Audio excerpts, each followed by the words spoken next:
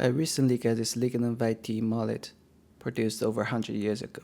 It comes with a huge crack and this ugly handle. I'm gonna turn it into something a bit nicer that I will enjoy use daily. Let's get started.